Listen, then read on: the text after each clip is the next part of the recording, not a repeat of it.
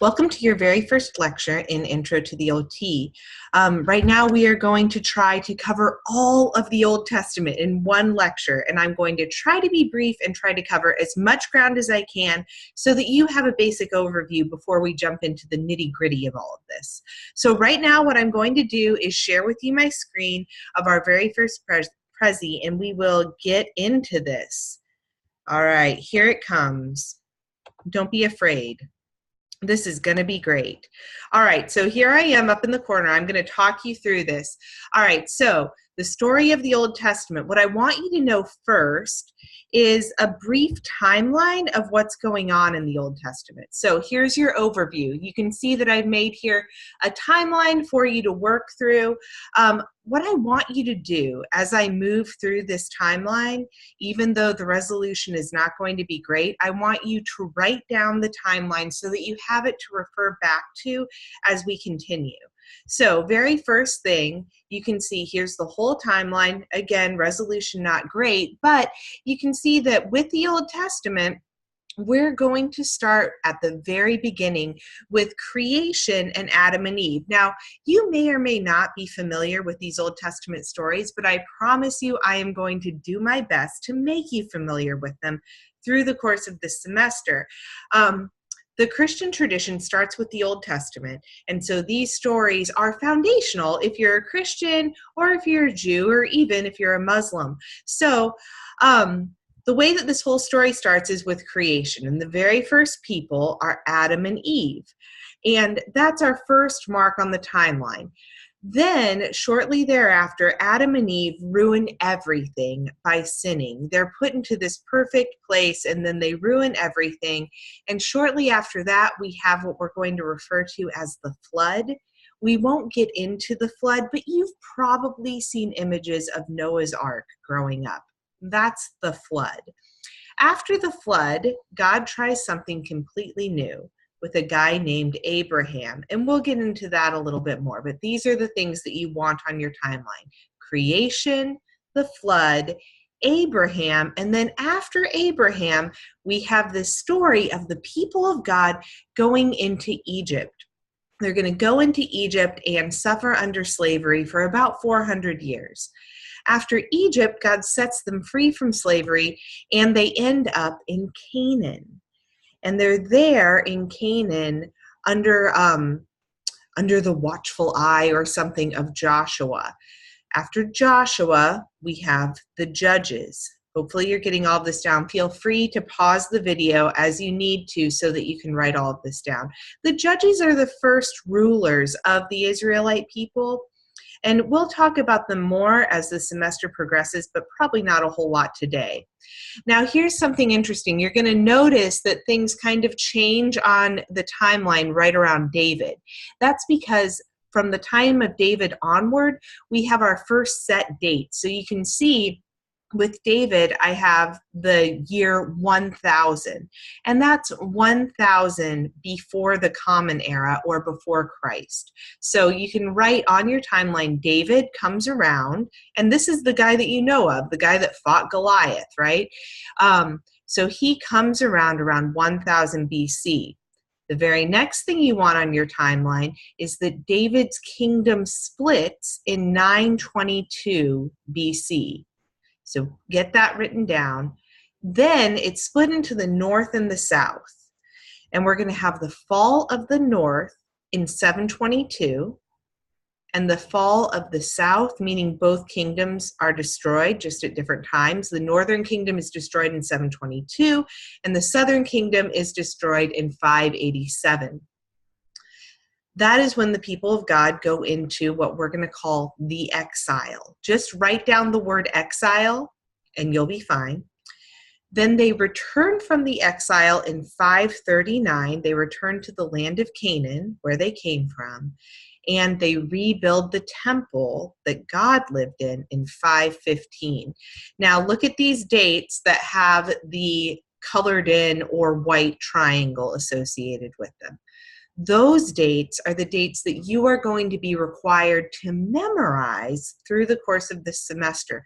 Not yet, but definitely by exam 3, you will need to have these dates memorized. So if you want to get a head start on that, feel free. All right, now that was overwhelming. You saw a lot of things on this timeline, but now we're going to slow it down and go bit by bit. The way that this story starts is, like we mentioned, with the story of creation. In Genesis chapter 1, we find out that God created everything that there was and that everything was perfect. So here we've got a beautiful picture of perfection, of all of the great things that God made. Look at this. We've got lions, we've got people. Here's the lions. We've got the people. They're all hanging out together. There's this beautiful horse rear end. What could be finer? And we find out in the first chapters of Genesis that in the beginning, God created the heavens and the earth, and God saw what he had made, and it was very good. So it's all good right now. We're happy with the way things are going.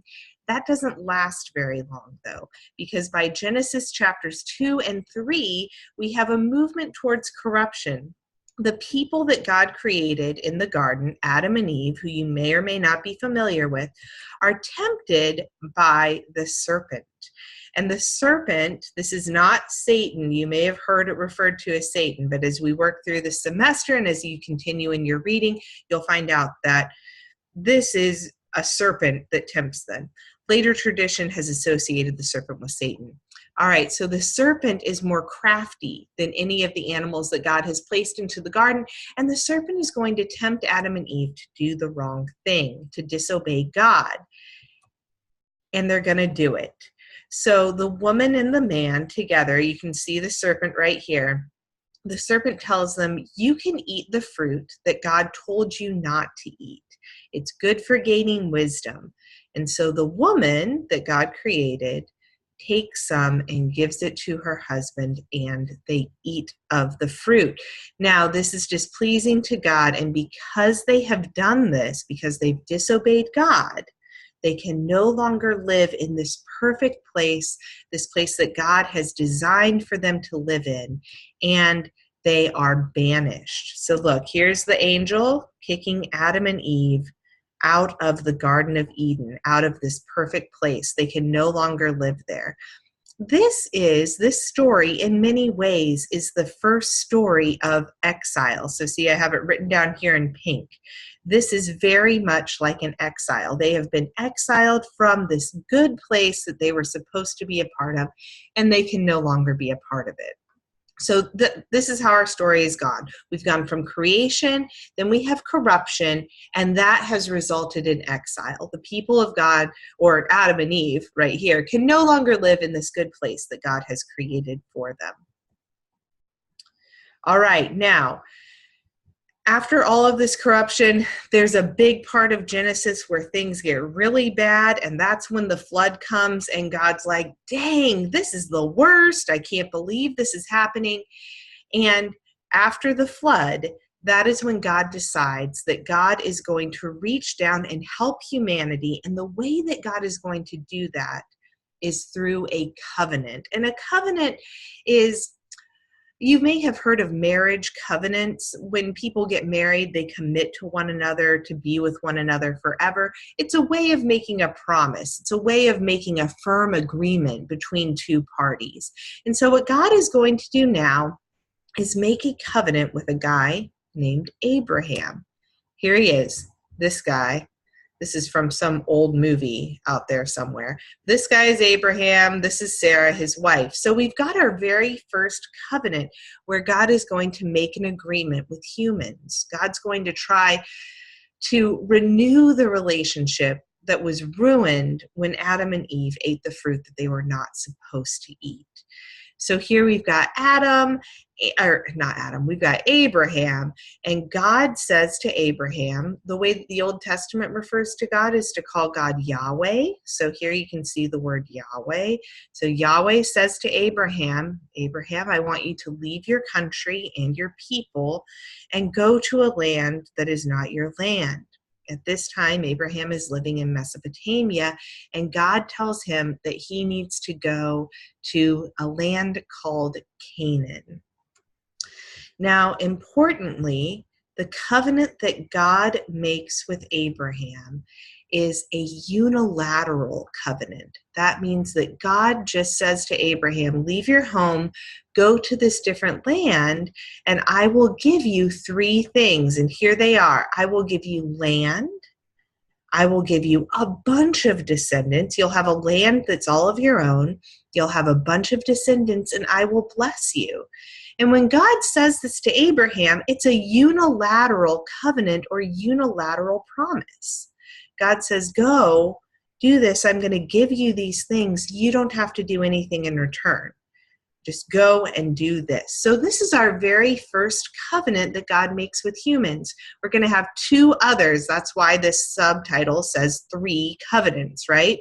So this is, I'm introducing you right now to the covenant sandwich. You're going to get to know the covenant sandwich very well through the course of these 8 weeks. But the very first covenant that you need to know about is God's covenant with Abraham, which is unilateral and it has 3 parts. God will give Abraham land, descendants, and a blessing. All right, shortly after Abraham, we hear that the sons of Abraham, Isaac and Jacob, we're going to refer to those people as the ancestors, they leave the land of Canaan, the place that God has called them to go to Egypt because there's a famine in the land. And when they enter Egypt, they're there for a short time before they become slaves under Pharaoh. Now, this is a story that you may be familiar with from watching Prince of Egypt or the 10 Commandments. So God's people go to Egypt to become slaves, or they become slaves once they've gotten there. So what they really need is deliverance from this dire situation. They are in Egypt as slaves for about 400 years before God sends to them Moses. And Moses enacts this great deliverance on behalf of Yahweh, and the people of God leave Egypt rejoicing. And here God parts the waters, and they walk through the Red Sea on dry ground. You may remember this story, but the people of God have been through a lot so far, right? Adam and Eve living in the garden get kicked out. Abraham and his descendants finally make it to Canaan. They have to leave. Now we're on our way back. The people of God are trying to get back to Canaan, that land where they will have descendants and a blessing, that place that they are supposed to be. So this is good news. God is delivering God's people. After God has delivered the people from Egypt, God is going to take them to a mountain. And it's on this mountain that we find Moses receiving the 10 Commandments. Here they are. He receives the 10 Commandments there, and this ushers in the second covenant in our covenant sandwich, and it's the meat part or the hamburger part. So we've got our covenant with Abraham up here, and then our second covenant that God makes with people is with Moses. Now this covenant is not like the covenant with Abraham. This covenant is bilateral, which means that God says to the people, I need you to obey my law, and I will bless you. And if you disobey my law, I will curse you. So God is one player, and the people are another player. So we've got 2, and that's why it's bilateral. There are contingencies here. The first one just dealt with Yahweh. Yahweh said, I'm going to do this for you. The second one has 2 players. So we've got this covenant with Moses, another covenant, and we've got both of these covenants working together. The covenant with Abraham and the covenant with Moses. And this is where you'll notice we've got Abraham getting the 10 Commandments. These are the rules that God wants God's people to abide by. All right, our covenant with Moses. Now, here's a little example of part of the covenant. If you fully obey Yahweh your God and follow his commandments, then Yahweh your God will set you high above the nations of the earth, and blessings will come to you. So you can see it's a kind of a two-way street. If you do this, Yahweh will do that. However, if you do not obey Yahweh your God and do not carefully follow all of the decrees I give you today, curses will come upon you and overtake you. So blessings and curses, it's up to you. You can follow the law or not follow the law. That's our second covenant in this long story. We're getting towards the middle of it. Great news, though. The people of God, eventually, after they've received the law, this bilateral covenant, they make it back into the land of Canaan, that place where they wanted to be, because that's the land that God promised to Abraham. So when Moses dies, Yahweh appoints Joshua, another leader of the people, to take the people of God into Canaan. And notice right here, you can see the waters part for the people of God. Ooh, sorry about that. The waters part for the people of God once again. This is exciting. You should be getting excited. Oh my goodness, the people of God are finally back where they want to be. They're back in the land of Canaan. So here we've got entering Canaan. I should have one of those emojis that explodes things or something. I know that one of those exists. Okay, so Joshua and the Israelites take over the whole land. This is just to show you a map of the land and where the people of God, each individual tribe, comes to settle. So they all land right here in Canaan. In time, after they've been there for a while, the people of God are going to ask for a king. They don't have a king, and so they say, Yahweh, please give us a king that can lead us just like the other nations. And Yahweh does give them a king. The very first king is Saul. And Saul doesn't work out so well. And so Yahweh raises up another king. And this is a king that you're going to be familiar with. His name is David. He's the one who famously slays Goliath. And this is one of the first good kings that Yahweh gets for the people. So here is your very first memorizable date on your timeline. It's 1000 BCE, and that's when David comes to the throne. This is a big deal because this shows that the people of God, they're living in Canaan and they're taking up permanence there. They've got a king, they've got an established city, and you'll see right here that after David was settled on his throne, he's become king, God makes a covenant with David. And that is our third covenant in the covenant sandwich.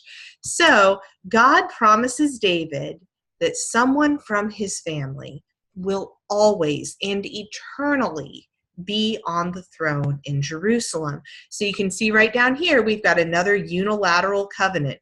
David will always have a descendant on the throne in Jerusalem. So Yahweh is really working to make this thing permanent.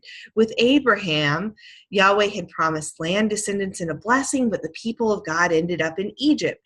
And so now down here, Yahweh is saying, you know, I'm going to try to make sure that you don't end up in Egypt again, that you have roots here, that you can stay here. However, don't forget the covenant with Moses. The covenant with Moses is really important because you've got to obey me if I'm going to bless you. And if you disobey me, curses will come upon you. All right, so now we've got our three covenants, and as a mark of the covenants, David's son builds Yahweh a permanent residence in the land of Canaan. So Solomon is the very first one to build a temple, a permanent residence for Yahweh. It's kind of like they're sealing the deal. Okay, we're in Canaan. We're going to stay here. And everything goes well for a while. However, there's unrest among the people of God. And here's your next date. In 922, David's kingdom of all of the Israelites, all of the people of God, there's a civil war and it splits in half. And we have the northern kingdom and the southern kingdom now.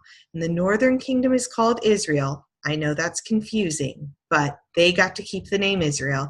And the southern kingdom sticks with the name Judah. So you can see Judah is in the south. It's this pinkish part, and the north is this greenish part. So we've got a division in the people of God.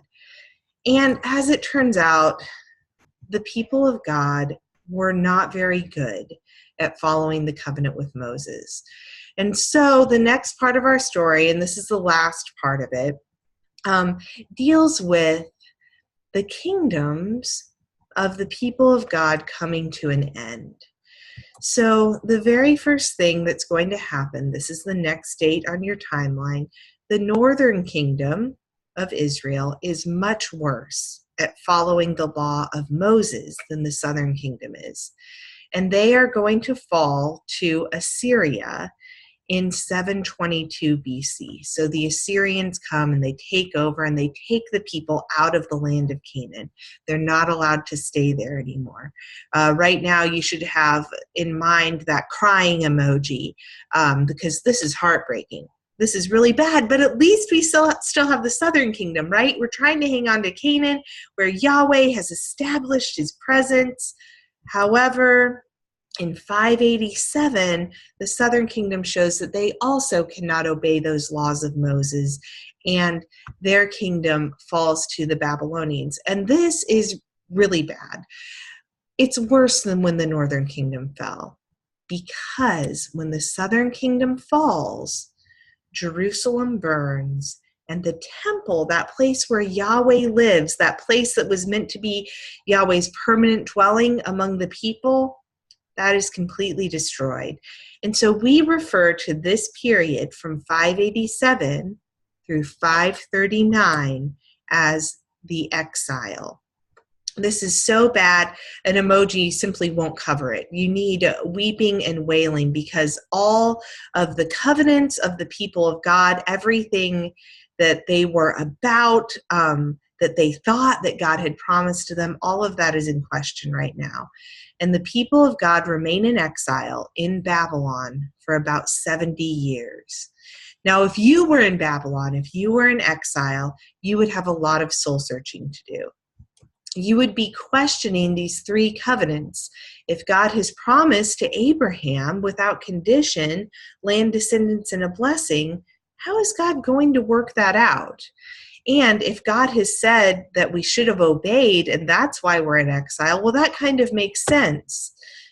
And then also, well, wait, if God has promised David that someone from his line will always be on the throne, well, how are these two working?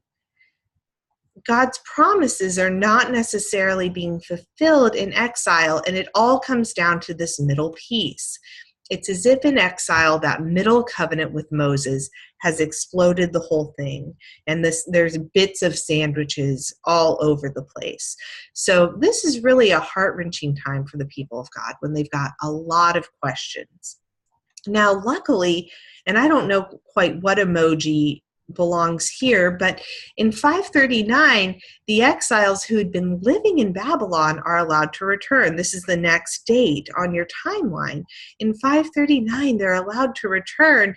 And even though I kind of feel like we should have a happy emoji here, the people are not at all thrilled, because as you can see in this stock photo, Jerusalem still lies in ruins. It's not the glory-filled place that it used to be. However, they are back in the land, and that's a good thing. So that covenant with Abraham is back intact, and if they can just manage to follow the covenant with Moses, they might be okay.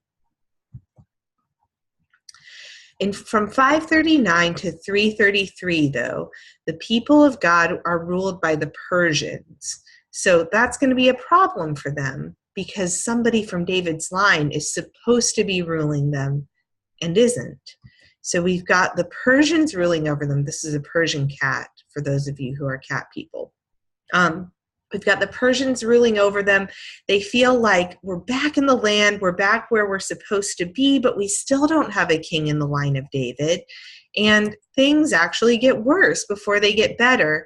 In 333, this Greek guy named Alexander the Great comes and takes over. So we've gone from the Persians to the Greeks, and we don't have a king in the line of David. And so what you have to do, and by the way, this is where the story of the Old Testament ends. This is as far as we go in the Old Testament. You have to turn the page to the New Testament to find out what happens next. But by the time you get to the end of the Old Testament, with the Greeks in control, you're asking a lot of questions, because even though the people of God are back in the land and this covenant with Abraham seems to be intact, and even though they're really doing their best to follow the covenant of Moses, they still don't have this peace. They still don't have a Davidic ruler. They're still under foreign rule, and that's going to be troubling for them. Now, if you're a big fan of the New Testament, then you know that by the time we turn the page to the Gospels, we find out that Matthew, Mark, Luke, and John all talk about Jesus as the one who is going to fulfill this covenant, the one who's going to come in the line of David. But we don't get to go that far in this class. So this is where we end, and I hope that you've enjoyed it. I sure have. That was the whole Old Testament in, I don't know if it was a short period of time, but I promise you from now on the lectures will be shorter. So come back again to hear all about the worlds of the text. I'm going to figure out how to pause this.